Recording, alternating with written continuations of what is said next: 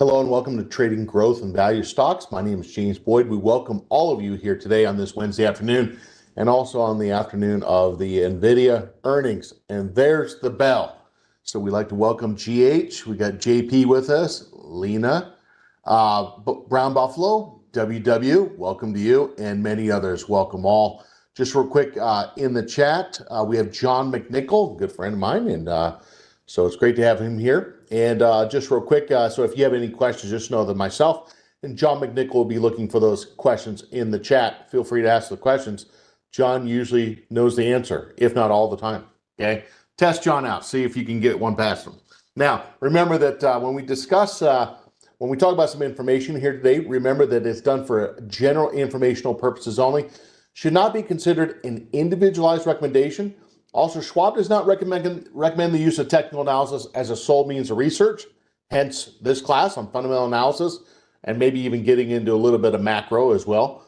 And also kind of a quick reminder, on Tuesday on the Investing Master Series, we talked about inner market analysis and looking at the correlations between asset classes, which is very interesting in terms of seeing potential ideas and also things that might kind of move together or opposite of each other.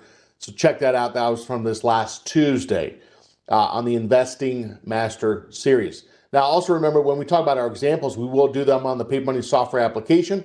All investing involves risk, including loss of principal. And also remember that you can go right to schwab.com, and let me show you the page. If you went to schwab.com right now, okay, so if we went to just schwab.com, okay, on the very first page, you'll see is it will say check out Schwab coaching.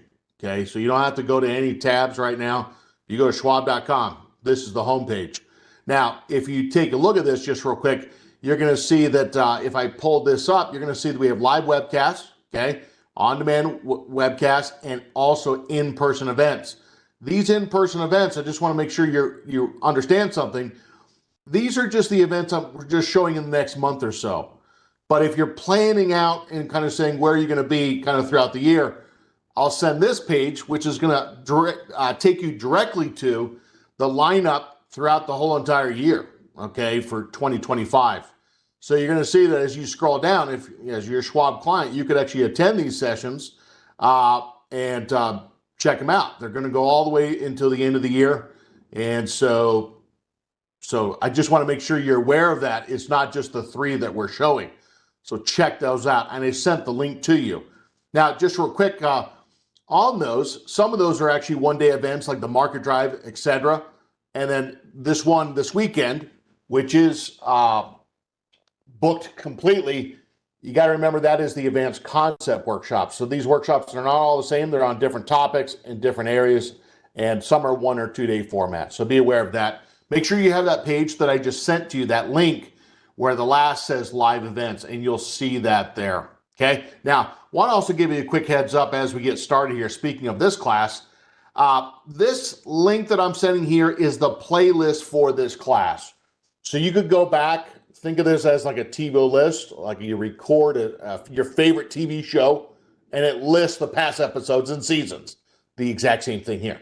So the biggest thing is starting next week, this session will be moved to 3 p.m. Eastern, not 4 p.m. Eastern, which means we'll be able to kind of do the trades in the last hour of the market day, okay? And many investors like that, okay? So we're not doing away with it. We're just pushing it up an hour starting next week to 3 p.m. Eastern, okay? So heads up.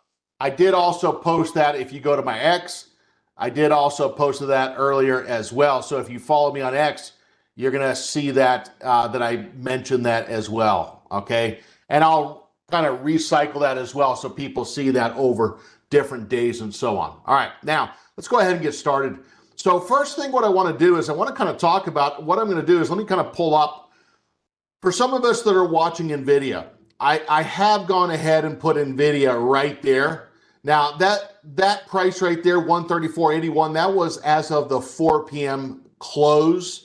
The bid and ask, of course, that's going to be the after hours, okay?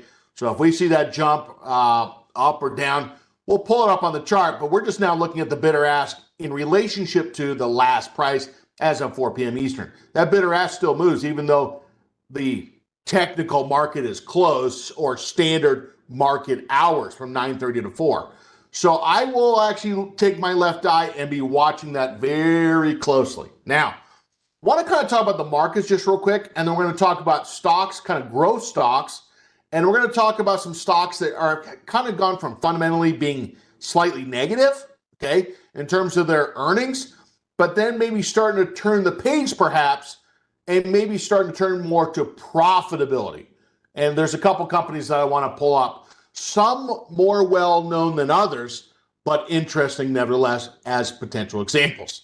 Now, what I want to do is let's kind of start with just real quick the NASDAQ. We know that the NASDAQ and the S&P, they've been the leaders.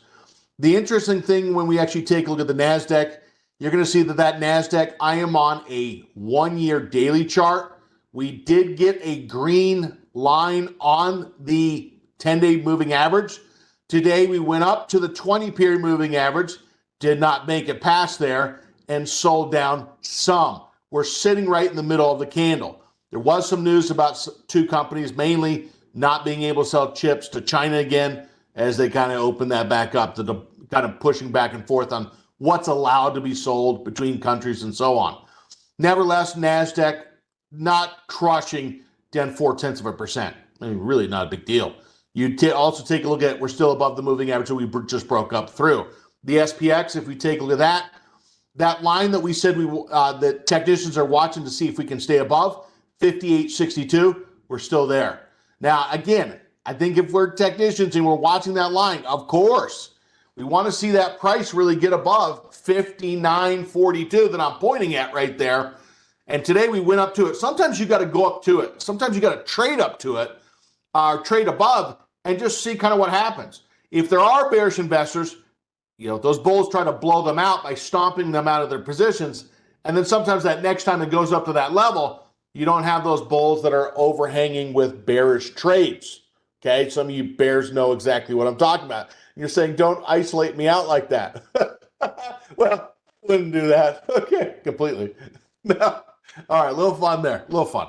Now, if we talked about just real quick, so the last week, the VIX started to actually turn up, okay? So what you're now going to notice is this was where we were about last week.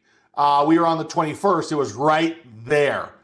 Luckily, so far, that movement on the VIX did not last very long so far, okay?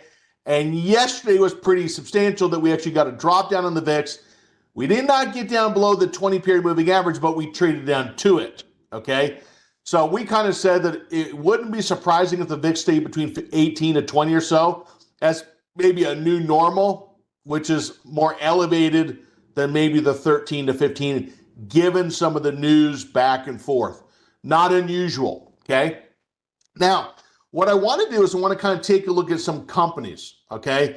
Now, I do want to say something just real quick with the NASDAQ, okay? Here's the NASDAQ. As I zoom in on this, you're now going to kind of notice, if I put my cursor right there, it's climbed all the way back. And if there's bears that are selling or aggressively selling, or bulls that are selling a lot, you don't really see them selling aggressively so far. I mean, they got the chances right now, but not much of a dip so far. That dip did not last very long. So when we actually go back and take this to let's say a 3-year weekly chart, zoom in on this, all this is really done. What letter in the alphabet do we see on the NDX? Well, this is your classic V, right? What's the significance in the V pattern? Well, let's say that it took, 8 weeks to drop, and it take 8 weeks to come back up, or something like that, or 8 or 10 weeks to come back up.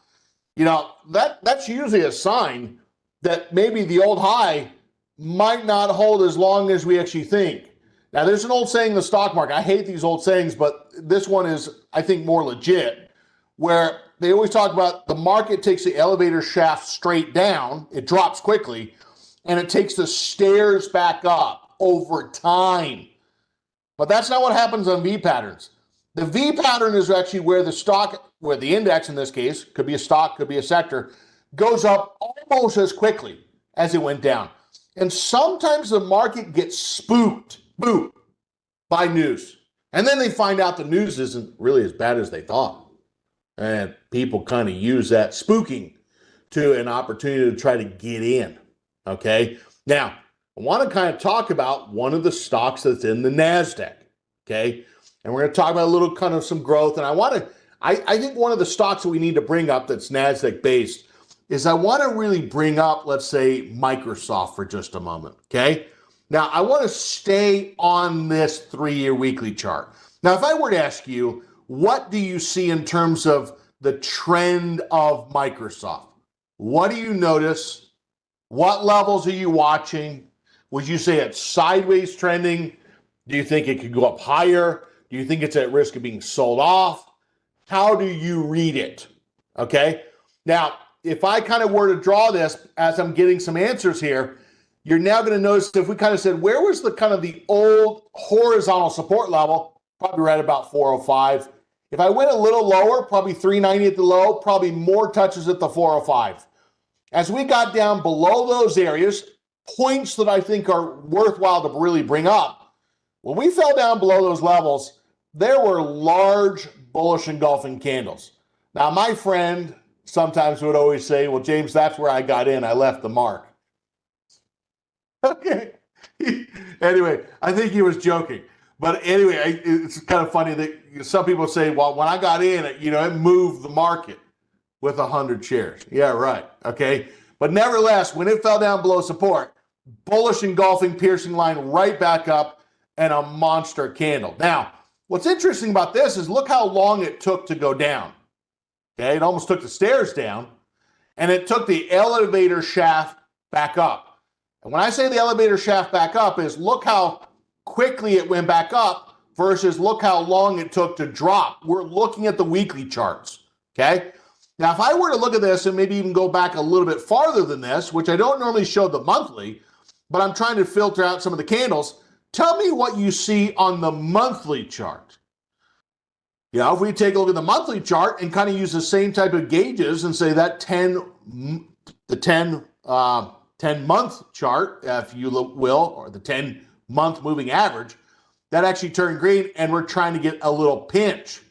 Now, the point of looking at the daily, the weekly, and the monthly, I think maybe some investors might be underestimating that perhaps that maybe Microsoft might even take out the prior highs, okay? Now, some businesses are kind of unique. They don't have a storefront, okay? Pretty much they buy and sell stuff online, okay? And it's not just in the US, it's global, okay? And also a part of that is they have patents, copyrights, things like that, that don't allow competitors to really kind of come in and recreate an operating system overnight. So let's kind of show this just real quick. If we go to analyze, and I'm going to look at your comments as far as what you said on the analysis on Microsoft, we're going to go to fundamentals just real quick, okay? Now, what I'm going to do is when we go to analyze and then we go to fundamentals, okay? When we take a look at this, we just kind of want to see the general direction of like share values, profitability. And if we kind of take a look at what's been happening, let's kind of start with just real quick share values first, okay? The sales per share is really important because we really want to kind of see is the revenue increasing, assuming that the share count is staying the same, of course. And that number actually over time has been increasing. Now you got to remember, you would expect some increasing over time because the prices of what they're selling the product for is higher, typically year over year, okay? Inflation. Now, if you looked at free cash flow per share, okay, and what you're going to notice is that's been up really the highest it's been in the last 5 years, and we're looking at the end of 2024. And if you looked at, let's say, also the dividend per share, they're at 3. Many investors like to see potential dividends. Whenever we say the word dividend, we need to also say that those dividends are not guaranteed. They can be raised or cut or just stay flatline indefinitely, okay? So that's at this point in time. And we also see if we look at the earnings per share, the net income over the shares outstanding, and they're at 1180. Now, the one thing is, if you kind of take a look at this and said, well, what about the quarterly, okay?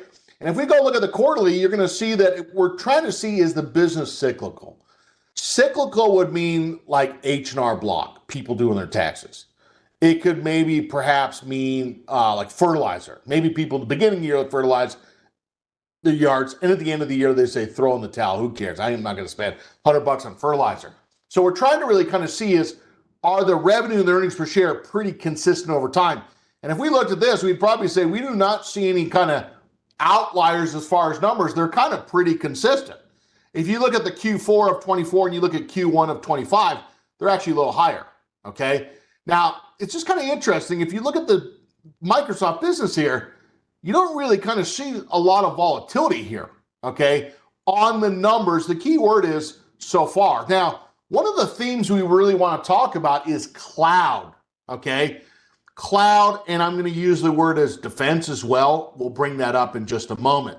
But that cloud, which by the way, probably fits a lot of businesses, that's kind of been a main driver out there. Now, what I want to do is if I go back to your comments and actually kind of said, hey, yeah, so Sortino ratio, perfect. Raymond Bracci brings that up. Also, if you take a look at it, if I went back to, so Greg actually says trading in a range, okay? Now, what I'm going to do is, one of the first things we need to understand is when an investor considers buying a position, they don't have to get in the whole position at one time, okay? They don't have to. So that's kind of the nice thing is we don't have, if the investor buys Microsoft shares, there's not a commission. There's really the bid-ask spread, okay? But as far as like commission, you don't have a commission, okay? So that means the investor might build a position over time based upon the stock holding a support level, maybe bouncing off that trend line and or breaking out. They might add to the position as that stock shows that trend that they're looking for. A lot of times investors think they have to get in all at once. And so there's a fear on getting in. You don't have to get in all at once. Okay, now speaking of that, what we're going to do is we're just going to be even buy like a half.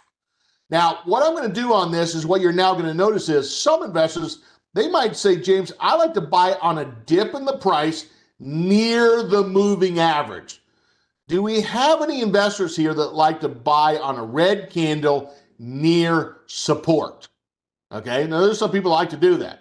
Some people like to buy in the green candle on the momentum.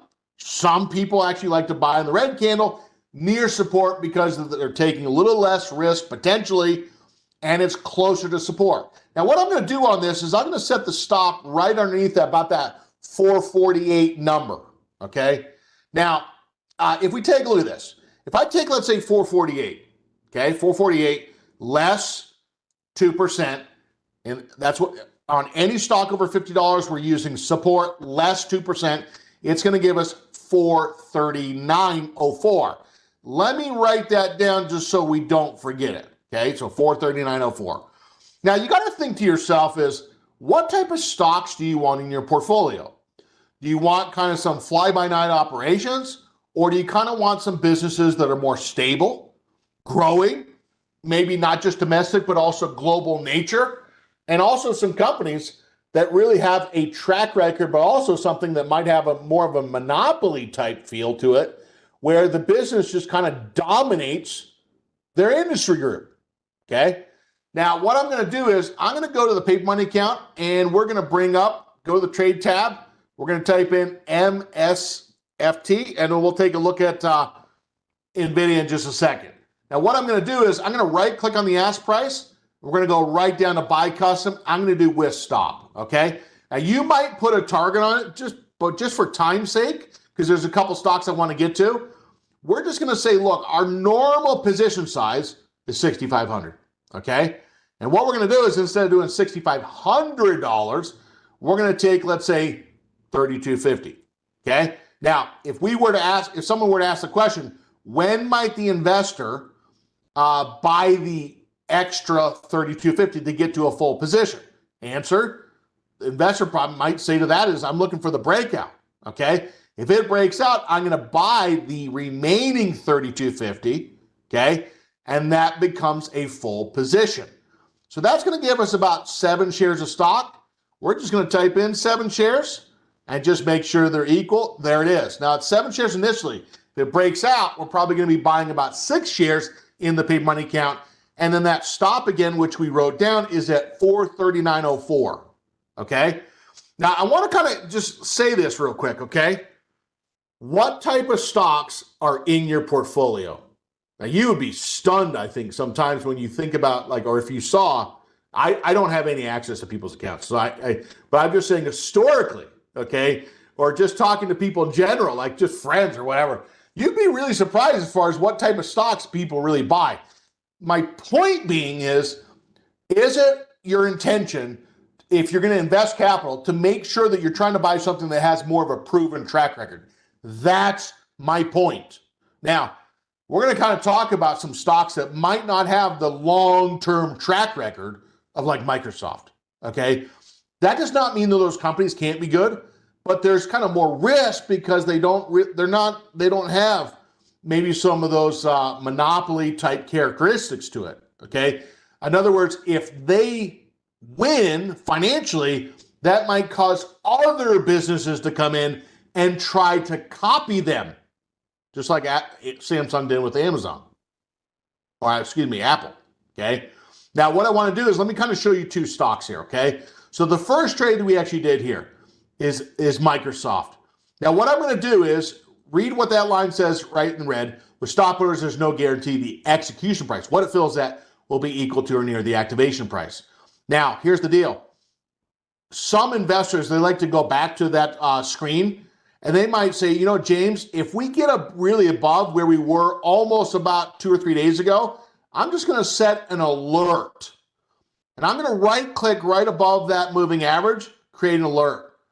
And I'm just going to write a note to self, add other half position, ? Now, what's the advantage of only doing halves? Well, if you did a half position and then the trade just doesn't fall through and bounce to the upside and goes down, you lost half. The problem with actually buying half, if it does a big, beautiful bounce to the upside, well, you feel like, geez, I kind of have a dollar cost averaging, and I wish I would have bought the full position. So, you know, there's pluses and minuses, of course. I think it's really more about just kind of getting in the trend and seeing if it can trend, okay? We're going to create. Now, let's go back to just real quick, seeing if we have anything on NVIDIA yet. So we got NVIDIA, the 4 p.m. closing price was 134.81. The bid-ask spread, as we can see here, 139.60. So far, it's really up about $5 in the after hours. Now, they haven't even gone to the conference call yet, probably. Okay, that's going to be in a couple minutes. But if we wanted to kind of take a look and see where this is, let's go time frame. Let's go 5-day, 15-minute.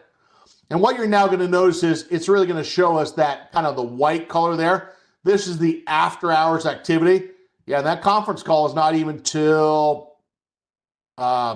little bit from now. Got to see what time zone that is. Oh, 4 p.m. Central Time, excuse me. 4 p.m. Central Time. So it won't be for another 37 minutes until that conference call is starting, okay? So now, how does this relate to the overall market? Well, as you can imagine, everyone has been kind of talking about NVIDIA kind of being the bellwether, right? How is NVIDIA doing? They had very high expectations. So far, the stock has actually done fairly well. The key is, can it hold that?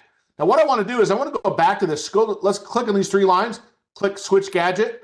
And if we click Switch Gadget, we're going to go down to also use the news. And actually, take that back, Switch Gadget. Let's go to Live News. There it is. The Live News is actually going to really show us, we want to find news on NVIDIA. Okay, the Live News feature. Now, if we take a look at this, the data revenue, they were at $39 billion, okay? 39.1 versus a consensus of 39.4, okay? And so what you're now going to see is didn't hit the revenue number, but it's actually so far holding up pretty well. Now, you got to also remember, how much is $39 billion? That's not $39 billion for the year. That's for the quarter, okay? And then we start to realize how much money that is, okay? Now, also, if we look at the EPS, the adjusted EPS, earnings per share, 81 cents, they were expecting 74.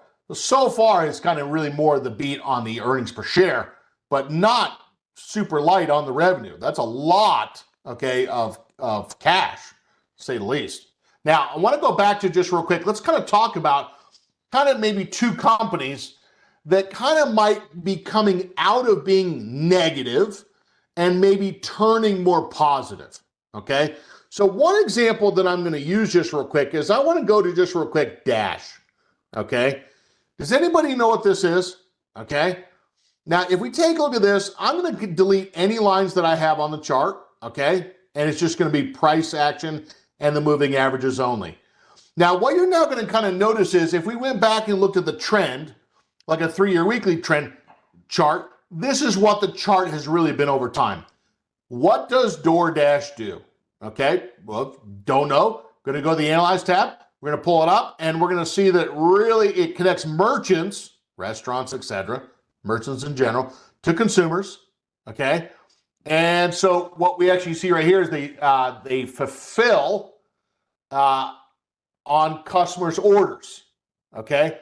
And so if you've ever been to a restaurant, you might see someone come into the door, show up, they just hold their phone up and say they're there to pick something up, and they leave and they go drop it off at someone's place. Now, what I want to do is I want to kind of show the numbers down below, okay? Now, just like we showed with Microsoft where the numbers had been quite strong, we don't know if those numbers are going to be like that in the future, okay? Sure, okay? Likewise, if we actually look at DoorDash's actually history in 2020, 21, 22, 23, the numbers were in the negative, hence the parentheses. When we had COVID and you were kind of like, people were concerned about other people coming over and disease and things like that, you're going to see that they really had a lot of red ink right there. Since that point, they've actually kind of been turning outside 22 and actually kind of holding 21 and 23 pretty much the same, and then turning profitable. Now, does anybody remember when Tesla did that, right? Tesla was bleeding red ink, they were losing money, and all of a sudden they went profitable, right? Well, a lot of investors, portfolio managers in general, they want to invest in companies that aren't profitable businesses. They want to see that, can the company turn a profit, okay? Now, what you're now going to notice is when we look at the revenue, the sales per share, you're going to see that that has actually been the highest it's really been outside of 2020, okay? Now, if I go to quarterly numbers and say, look, can we look at kind of what's been happening in the last quarter or two, 38 cents, 33, and 44. This has been the highest print that we've actually been seeing, okay? Now, you might be thinking, like some of us, who on earth would actually DoorDash something and it just delivered a mile away? There's just some people that don't want to go out, okay? And I think you would be surprised, okay? Now, when we go back to this chart for just a moment, you're now going to see that there's also, when I go back to the 1-year chart, we kind of see that there's been a consolidation pattern. Now, when we take a look at the consolidation pattern, you're going to really take a look at kind of some levels of resistance that we had. Some of the touches are right around 199 and 3/4. Some other touches is kind of right around the 205. And the only thing above that 205 was really about 213.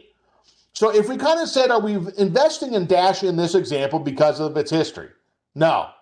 Now, I want to kind of relate something just real quick. Now, maybe you grew up with a golden plate and a golden spoon in your mouth. A little fun there. You know the little saying, right? You were born with a golden spoon in your mouth.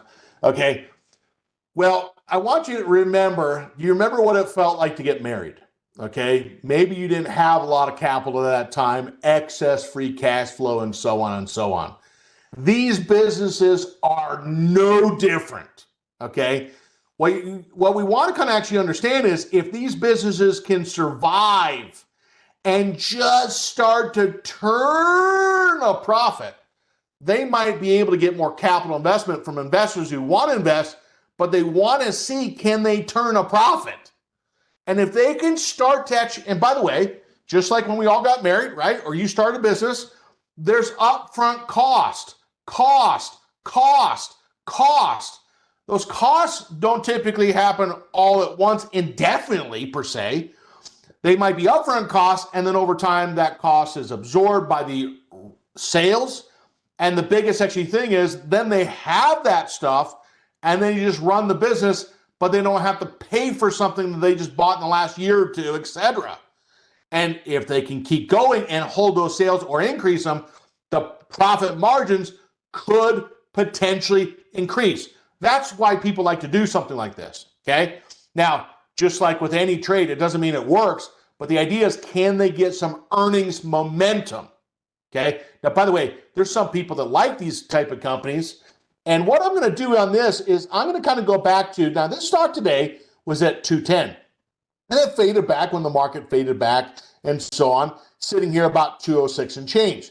Now, what I'm going to do is we're going to use like a buy stop, okay? The buy stop is really saying, look, buy the shares if we get to this price or higher. And what you're trying to do is you're trying to catch the stock going to the upside, thinking that the price might go higher, okay? Now, on the majority of the orders we do limit orders, this price or less. If you're saying, look, I want to see the stock thrust to the upside, okay? Then we're going to use a stop order, buy stop order that is, and we're saying do not get in until we get to this price or higher. Don't get in. Now, why is that? Well, you might say that number, that's where I think the resistance is. If we get a 1 or 2% above resistance, if it can get to that price, it might be getting outside that resistance area and that consolidation, and investors might want to try to get in. So someone's using a buy stop order or buy stop limit order because they're trying to catch the momentum. They're saying, I like the setup now, hence the order, but I want there to be a criteria met in terms of price before the entry is triggered.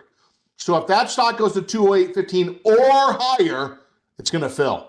Now, we talked about buy stop limit before. Now, if I take the same idea and say, look, 32.50, okay? Now, I'm going to tell you right now, the hardest thing with growth stocks is buying a full position because the growth stock tends to move more. And it can sometimes freak some investors out. They want those potential returns, but with that higher upside can also come a bigger downside. And it's okay to sometimes practice just a smaller position size. At first, it's not about how much the investor made. It's at first, can they actually just try to ride trend and be systematic?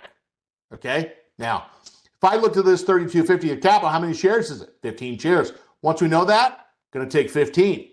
Now, some investors might say, James, that is my breakout trade. If we can, for example, break out, I want to buy half position. Fine. Well, when's the other half? Well, if it breaks out and then pulls back and then bounces, they might try to buy the remaining half of a position on the bounce of support. And about 10 days ago, we talked about bounces a lot. Now, if we take a look at this and said, where do we see a consolidation area? Could the investor really set a stop below 205? Many investors might say, James, that seems a little too tight. Fair. Now, if we took, let's say, 199.76, and if we did that, 199.76, that's really going to be right about 195.76. Okay? Now, let me take that to the paper money account. I'm going to bring that up, type in dash, put that order there, and I'll make sure they match. Just want to make sure we do it right in that paper money account. I'm going to go buy custom with stop. And before we can forget, 195.76. I always like to put in the stop first. Okay, 195.76. Okay, dated GTC. Okay, now this order again. Now, if you said, James, I don't like buy stops because it does not cap the price that it's willing to purchase the stock for, simple fix, go to stop limit. And so we could use the same price that we did before, which was 208.15. And if we kind of want to have a greater chance to get in, the investor might say, look, I'm going to spread those prices $1 apart. That way there's a better chance to get in, okay? Not a guarantee. If that stock actually gaps above 209.15 and never comes back down, it might not fill, okay? And that stop again, let me put that there. It's 195.76, okay? 195.76. All right, now the shares again, what was it? Well, I think we had 15 shares. Yep, 15. I'm going to put that right there. There it is. So if we go confirm and send, here's the order. Now, One thing I want to kind of do is in kind of practice, okay? So notice today, kind of one of the themes we're kind of doing is, number one, focusing on growth stocks. One, it kind of has more of a proven track record. Number two, we're also kind of looking at some companies that are still in the Dow, NASDAQ. They're probably more in the NASDAQ, technology stocks. And you're going to see that some of these companies that we're looking at, they're turning to profitability.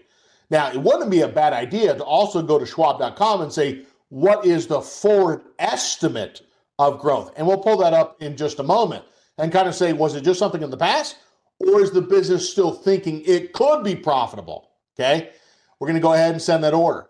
Now, what I want to do is the second business I want to look at, and let's go back to NVIDIA, just kind of see where it's holding. Okay, if we actually pulled up NVIDIA, and let me kind of go back to this Switch Gadget, and let's pull up, if I can, I'm going to just go ahead and just pull up a quick dashboard. And let me just bring up NVIDIA. Yeah, so this is another way we could actually do it. Okay, so two things I want to show you here. If you click on that line right there, if you're trying to kind of see, if I go to click on the three lines, go to Switch Gadget, and if I went to Switch Gadget, it's just going to go to Dashboard. Okay, and now we can see that was the 4 p.m. closing price, sell and buy. So just kind of now. Historically, that was kind of more what you would see in currencies, but they've actually really brought that more to stock. So that's kind of another way to see it. Now, the other thing I want to kind of show you just real quick is if you go to the monitor page, okay, especially if we went to the monitor page, and let me see if it can actually pull up. I want to just see if it, yeah. So what you're going to notice is I want to kind of show you this. There was a question on this, okay? Sometimes what people do is they put orders in for the day. And at the end of the day, if they don't fill, they just want to cancel, okay? Well, if you go to your monitor tab and you just go to where it says working orders, right on that row, and you go all the way over to the right, and you're going to see three lines, okay? Now, when you click on the three lines, what you're now going to notice is it's going to show cancel all working orders, okay? That could be like buy orders or sell orders. Cancel any buying orders. So I wonder if you said, look, I don't like what the market's doing here, cancel the buy orders. Or let's say the market rips to the upside, cancel the selling orders, okay? Or cancel any of my orders on Mickey D's, or cancel any orders on NEM because gold just went up to 4,000. Sure hope it doesn't, but let's say it did. Okay, my son might get married coming up here, so trying to kind of think about that for him. I don't think he realizes how high it is, at least right now. So overall, that's kind of some nice functionality there. I think it really kind of goes back to probably cancel buying or cancel selling, and then maybe canceling any day orders where you said, look, at the end of the day, I just want to cancel those orders or anything that I have pending, okay? Now, what I'm going to go ahead and actually do is let's kind of go back to something just real quick. One of them I also want to go back to is a stock app, okay? Now, before I actually kind of, let's hit this just real quick. Before I actually hit this, because I want to do this on our last trade, a couple stocks that I just want to show now versus the end. There's some investors that have been really watching General Electric. There's been a missile to the upside. Its cousin, GEV, that has also been quite a horse to the upside as well, broke above the old high, tippy-toed all over 392, and then just went to the upside. I told you yesterday, the hardest thing about growth stocks is getting used to stocks if they can trend. The stock hits a new high, the stock hits a new high, the stock hits in the high, and just letting the trend trend. Now, gentlemen or famous traders like Paul Tudor Jones, they'll tell you the same thing, okay? The hardest thing to do is to sometimes do nothing and just let it trend. Sometimes the investors, their own worst enemy, okay? Is because they think if it goes down for 1 or 2 days, it's changing the trend. Now, keep an eye on those. The other one that we're going to kind of also keep an eye on is Fortinet. And if we kind of looked at a lot of price patterns that we see in the current marketplace, a lot of price patterns that we're really seeing right here in the market, we're seeing a lot of pennants or symmetrical triangles. And we would also include with that flags. Fortinet broke out yesterday. Usually the day two is the down day. Keep an eye on Fortinet. Now you're going to see its twin cousin, CrowdStrike. That one did break out. We talked about these kind of security stocks, Zscaler included, ticker symbol ZS, broke out. Same thing. Day two was the red candle. How many times do we see this? But that doesn't necessarily, I mean, it had a red candle, but it didn't break support. This might just kind of sometimes be the pause before it tries to hold again, or CHG. Now, the other stock that we're also going to keep an eye on that also does have some cloud presence to it is Amazon. This isn't just like delivering miscellaneous products, okay?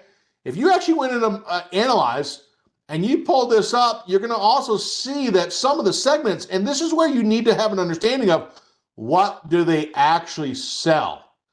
And if you looked at Amazon, my gosh, they sell about one of everything. At least it seems like it. But they're also in that online cloud as well. And if we actually went through this and we took a look at the chart, this kind of has like more of your classic flag. Some technicians might say, James, that breakout was yesterday. Okay. As we open and close above the resistance, today hit its head on the 20-period moving average. Some technicians are probably watching that to see if that can bounce. Bullish engulfing back tomorrow, trade above today's high or close above today's high, trying to get in on the bounce post the breakout. There's a lot of these setups here. Doesn't even take that long to find them. Now, I want to go back to just real quick app. Okay. Now, kind of think about in our lifetime, we're used to going to kind of like, now, by the way, I'm 48. Okay. So I remember the phone book, things like that. Okay. And then we went to like online. Okay, we went to the website. Well, there's companies, and my comment I'm making here is that how much longer are we going to have websites? Just like we have the telephone book, okay? Now, there are some companies, if we went to app, you're seeing that on AppLovin, you're going to see it's a software-based platform to enhance marketing and monetization of their content, okay? And they're doing it through advertising and apps. And really, when you kind of think about it, if you said how many people use apps versus websites, probably a lot of people actually using apps. Now, why am I bringing this up? Well, it's very similar to what we saw on Dash. We saw a company where not available, 9 cents, down 52, up 93, and then what in the world happened right here? Remember the kind of the example I gave you when you were kind of just first married, and then you kind of said, look, we have some upfront expenses. We had to rent a place, we had to get a couch, had to get a bed, had to get a dresser, had to get a washer and dryer. You know it. Okay, you're just so glad it's over. The biggest actually thing is what you're now going to realize, those upfront costs or fixed costs might not last forever. And if all of a sudden, if they can start to ramp up what they bring in, okay, as a company, and they have maybe lower cost over time and higher earnings, okay, well, all of a sudden, here comes the profit, okay? Now, sometimes investors might say, well, I want this to actually go up for 3 years, then I'm going to do something. It just depends on what your timing is, okay? When we actually look at, let's say, the Q1, Q2, Q3, Q4, Q5, there's been kind of a nice little trend of that earnings over time increasing, okay? Now, again, just like any investor, they're always wondering, could that trend continue? Could it? They don't know. Now, what I'm going to do is on our last trade here, what you're now going to see is most of the resistance probably happened a little lower, okay? We actually saw in this that most of the touches were right around 345. Now, I know exactly how you feel. James, I swear on my life, if I saw this actually break through resistance, when this fell back down, that's exactly where I would have gotten in. But we're not there, okay? So if the investor said, James, I would have done a buy limit and my order most likely would have gotten filled. Fine, okay? But that's not where we are. James, I swear on my life, if I would have saw that hold out yesterday and the moving averages both went green on that day, I swear I would have gotten in, okay? So see what I'm saying? So you got to understand, in an uptrend, there's not just going to be one entry. there should be multiple entry setups. Multiple, okay? So the biggest actually thing is in finishing, we're going to right click on this chart. We're going to go to buy custom and we're going to go with OCO bracket. Now for time's sake, what I'm going to do is I'm going to take, for example, the half position, 32.50, okay? Notice on this trade, we are also going to set a target as well. What I'm going to do is I'm going to set the stop below the lower moving average, okay, with the intention to try to actually get this stop adjusted pretty quickly. And we're going to set that stop initially at 358. And I'm going to do 358.48. And then we're, as far as the target, when we back this chart off, we got that prior high. Now, some investors might say, James, I'm not sure if we can go all the way back up, but they might be trying to target maybe that 450-ish threshold. Now remember, they're just targets. We don't know if it's going to go there, okay? Now, I'm out of my time here today. What I want you to do is I want you to look for a blend here. Some stocks that kind of have more of a proven history, but also some stocks that were negative that are now turning more positive. And I think that could be a nice exercise for us. So we did 3 example trades here today. I want to thank John McNichol for answering those questions in chat. And thanks to all of you as well. Quick reminder that next week, we'll also have this session again. That will be not at 4 p.m. Eastern next week, but at 3 p.m. Eastern. Also keep an eye on NVIDIA to see how it closes, especially over the earnings conference call, and how the futures actually open up tomorrow morning. Remember that all investing involves risk, and this has been the class on trading growth and value stocks. Have a great afternoon. We'll see you back tomorrow. Take care. Bye-bye.